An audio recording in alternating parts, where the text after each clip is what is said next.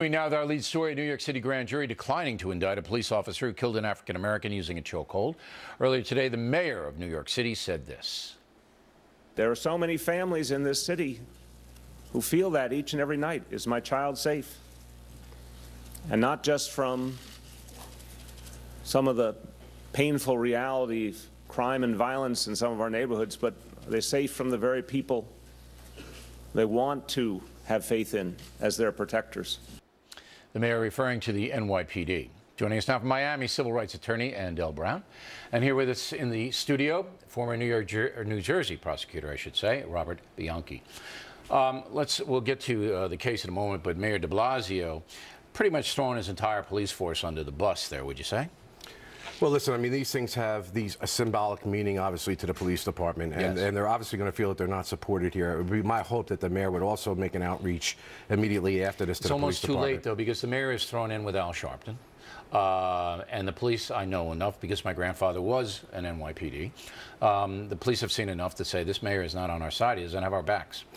What are the unintended consequences of that? You know, Bill, I dealt with this all the time as a county prosecutor. I mean, in many of these areas, people are asking for law enforcement to come in because they're ravaged by crime.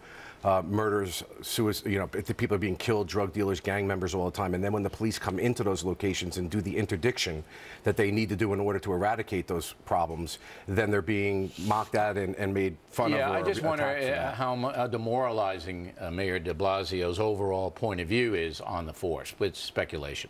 Were you surprised the grand jury did not indict in the Garner case? Bill, I don't have all the data, obviously, from the grand jury, but no, I wasn't. Really? No. I was surprised. So was Megan Kelly. We were both very surprised. Yeah, I think that what people are missing here is a grand jury is a process that is meant to stop cases from going to trial where a prosecutor can't prove a case beyond a reasonable doubt. Police officers are given a wide latitude of discretion in the use of force. And you see, look at that video very critically. You see that they were trying to do mechanical use of force, a continuum use of force. I understand that, but the guy was saying he couldn't breathe, And at that point, had I been a police officer involved, it's easy for me to say, I know I'll get letters on this, but I would have loosened it up. Now, Councilor Brown, you see it as a clear-cut case of homicide against the police officer? Well, I see it in the same way that the medical examiner saw it. I see it in the same way that we see when we look at the video. We see an officer using an illegal technique that causes someone's death. Again, it isn't illegal. It's against department policy. It's against department policy. As I told Tavis Smiley, it's not illegal. And that's why we have something called negligent homicide. Even when you don't intend someone's death and you do something that's against policy, which shows that it's unwise to do so, it's a negligent homicide. Okay. Could you have prosecuted this case as a negligent homicide, as a counselor suggests? I think what people are making a mistake. Wait, no. Yes. Well, could you have prosecuted this case with the tape?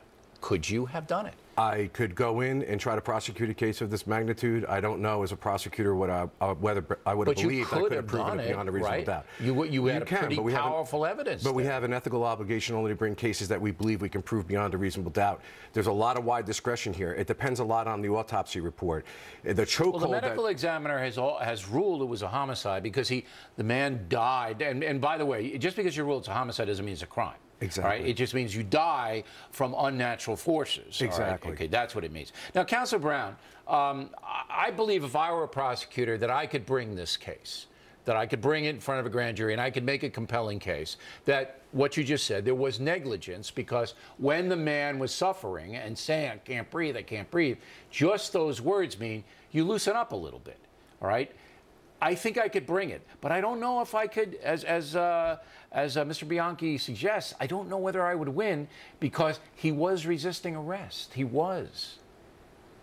Well, the resistance that we're talking about happens at the beginning.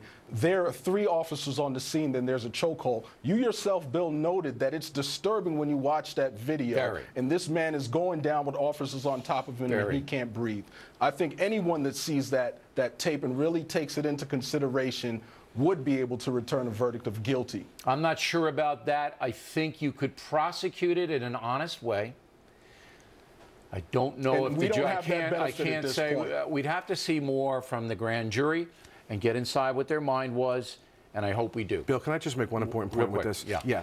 First of all, the fact that he is speaking, the police are trained, means that he is breathing.